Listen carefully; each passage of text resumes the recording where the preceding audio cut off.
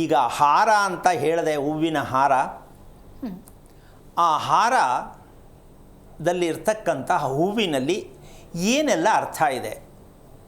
ನಾವು ಕೈಯಲ್ಲಿ ಮುಟ್ಟುವ ಹೂವಿನಲ್ಲಿ ಏನು ಅರ್ಥ ಇದೆ? ಹೂವಿನಲ್ಲಿ ಏನು ಅರ್ಥ ಇರುತ್ತೆ? ಮುಡ್ಕೊಳ್ಳೋಕ್ಕೆ ಮುಡ್ಕೋತೀವಿ.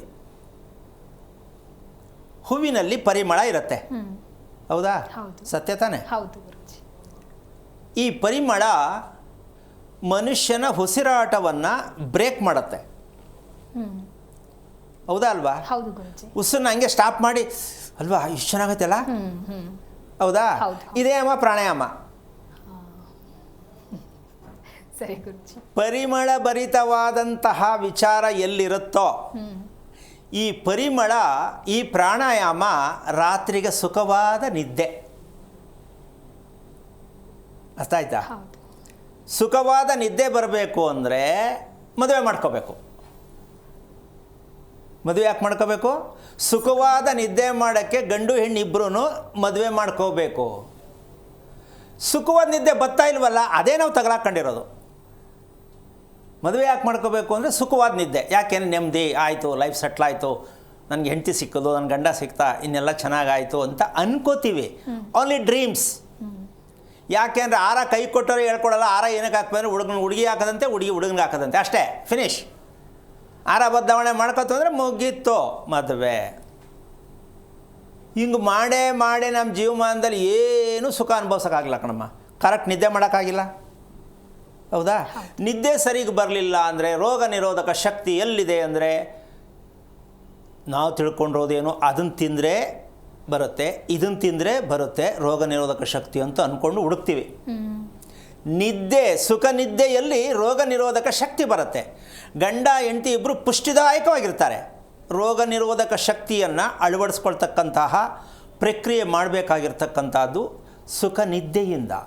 ಈ ಸುಖ ನಿದ್ದೆಗೆ ಪ್ರೋತ್ಸಾಹ ಮಾಡಿಕೊಡ್ಬೇಕಾಗಿರ್ತಕ್ಕಂಥ ಲೆಕ್ಕಾಚಾರಕ್ಕೆ ಅರ್ಥ, ಈ ಹೂವಿನಲ್ಲಿರ್ತಕ್ಕಂಥ ಪರಿಮಳವನ್ನು ಇಬ್ಬರು ಸಮತಟ್ಟವಾಗಿ, ಈಗ ಗಂಡಸ್ಗೂ ಅದು ಖುಷಿ ಆಗುತ್ತೆ, ಹೆಣ್ಗೂ ಖುಷಿ ಆಗುತ್ತೆ ಪರಿಮಳ, ಹೌದಲ್ಲಮ್ಮ? ಉಸಿರನ್ನು ಏಕಕಾಲದಲ್ಲಿ ಒಂದೇ ಸಲ ಬ್ರೇಕ್ ಮಾಡ್ತಕ್ಕಂಥ ಒಂದು ಎಕ್ಸಸೈಸ್ ನಡೆಯುತ್ತೆ, ಹೌದಾ? ಆ ಮನಸ್ಸು ಎಷ್ಟು ಖುಷಿ ಆಗುತ್ತೆ ಸ್ವಲ್ಪ ಯೋಚನೆ ಮಾಡಬೇಕು ಆ ರೀತಿ ಆದಾಗ. ಅದೇ ರೀತಿ ಪರಿಮಳದಿಂದ ಇಬ್ಬರ ಮನಸ್ಥಿತಿಯಲ್ಲಿ ಪ್ರಾಣಾಯಾಮ ನಡೀತು. ಅಂದರೆ ಗಂಡು ಹೆಣ್ಣಿನ ಉಸಿರಾಟ ಏಕಕಾಲದಲ್ಲಿ ಒಂದೇ ರೀತಿಯಲ್ಲಿ ನಡಿಬೇಕು ಅಂತಕ್ಕಂಥದ್ದೇ ನಿಜವಾದ ದಾಂಪತ್ಯ. ಗಂಡೊಂಥರ ಉಸಿರಾಟ, ಹೆಣ್ಣೊಂಥರ ಉಸಿರಾಟ ಆದರೆ ಹುಚ್ಚು ಮಕ್ಕಳು ಹುಟ್ಟೋದು. ಗಂಡು ಹೆಣ್ಣಿನ ಉಸಿರಾಟದ ಪ್ರಕ್ರಿಯೆ ಮೂಲನೇ ಮಕ್ಕಳು ವ್ಯತ್ಯಾಸವಾಗಿ ಹುಟ್ಟೋದು. ಇದು ಯಾರಾದರೂ ಮದುವೆ ಮಾಡ್ಸೋಕ್ಕೆ ಮುಂಚೆ ಯಾರು ಹೇಳ್ಕೊಡ್ತಾರೆ ಹೆಣ್ಣು ಗಂಡಿಗೆ? ಒಳ್ಳೆ ಸಂತಾನ ಬೇಕು ಅಂತಾರೆ, 10-12 ಮಕ್ಕಳು ಆಗಬೇಕು ಅಂತ ಆಶೀರ್ವಾದ ಮಾಡ್ತಾರೆ. ಸುಮ್ಮನೆ ಹೆಂಗ್ರಿ ಮಕ್ಕಳದು? ಯಾವ ಮಕ್ಕಳಾಗಬೇಕು ಅದು ಹೇಳಲಿಲ್ಲ. ಹೋಗ್ಲಿ, ಆ ಮಕ್ಕಳಾಗಕ್ಕೆ ಹೇಗೆ ನಡ್ಕೋಬೇಕು ಅದು ಹೇಳಲಿಲ್ಲ. ಚೆನ್ನಾಗಿ 100 ವರ್ಷ ಬಾಳು, ಬರೀ ಪುಕ್ಕಟೆ ವಿಚಾರ. ಸುಮ್ಮನೆ 100 ವರ್ಷ ಹಂಗ ಇರ್ತಾರೆ? ಯಾರು ಇದ್ದಾರೆ 100 ವರ್ಷ? ಇಲ್ಲ.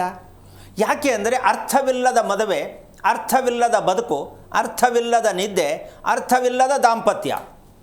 ಇಷ್ಟೆಲ್ಲ ಆದಮೇಲೆ ಅರ್ಥವಿಲ್ಲದ ಮಗು. ಈಗ ನಾವಿಲ್ಲಿ ಕೂರ್ಕೊಂಡು ಪ್ರಶ್ನೆ ಕೇಳಿದ್ರೆ ಎಷ್ಟು ಜನಕ್ಕೂ ಏನಪ್ಪ ಇವ್ರು ಬೈತಾರೆ ಅಂತ ಕೆಲವ್ರಿಗೆ ಅನಿಸುತ್ತೆ. ಈ ಮಟ್ಟಕ್ಕೆ ಹಾಕಿ ರುಬ್ತಾರಲ್ಲಪ್ಪ ಇವ್ರಿಗೆ ಊರುಗಳು ಹೇಳ್ಬಿಟ್ರೆ ಏನಾರು ಕೇಳಿದ್ರೆ ಹೆಂಗಾಯ್ತು ಅಂತ ಎಷ್ಟು ಜನ ಹೆದರ್ಕೋತಾರೆ. ಕೇಳಬೇಕು ಆಸೆ, ಕೇಳೋಕ್ಕೆ ಭಯ, ಎಷ್ಟು ಹಿಂಸೆ ಪಡ್ತಾ ಇದ್ದಾರೆ ಜನ ಅಂದರೆ ನನಗೆ ಅರ್ಥ ಆಗುತ್ತೆ. ಮಾತಾಡುವಾಗ ಸೌಂಡ್ ಹಂಗೆ ಸ್ಲೋ ಆಗಿಬಿಡತ್ತೆ. ಏನು ಕೇಳಲಿ, ಅವರೇನು ಹೇಳ್ತಾರೆ. ಇದು ಯಾವ ಕಾರಣಕ್ಕೂ ಯಾಕೆ ಈ ವಿಚಾರ ಬರುತ್ತೆ ಅಂದರೆ ಬೈಯೋ ಥರ ಆಗಲಿ, ಯಾವುದೇ ಒಂದು ವಿಚಾರ ಬೇರೆ ಥರ ಯೋಚನೆ ಮಾಡೋದಾಗಲಿ ಅಲ್ಲ. ಕಾರಣ ಇಷ್ಟೇ, ಒಂದು ಗುರು ಸಾನ್ನಿಧ್ಯ ಅಂತಕ್ಕಂಥದ್ದಕ್ಕೆ ಒಂದು ಬೆಲೆ, ಒಂದು ಭಕ್ತಿ ಬೇಕು. ಇದನ್ನು ನಿಮಗೆ ಅರಿವಾಗಬೇಕು ಅಂತ ಇಂಡೈರೆಕ್ಟಾಗಿ ತೋರಿಸ್ತಾ ಇರ್ತಕ್ಕಂಥ ವಿಚಾರ.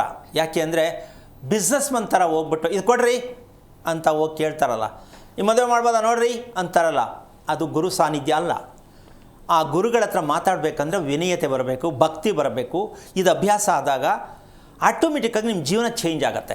ಆ ಉದ್ದೇಶಕ್ಕೆ ಕಾರ್ಯಕ್ರಮದಲ್ಲಿ ನಿಮ್ಗೆ ಸ್ವಲ್ಪ ನಾನು ಆರ್ಡರ್ ಮಾಡೋ ಥರ ಮಾತಾಡೋದೇ ವಿನಃ ಇನ್ಯಾವುದೇ ಬೇರೆ ಅರ್ಥಗಳಿಲ್ಲ.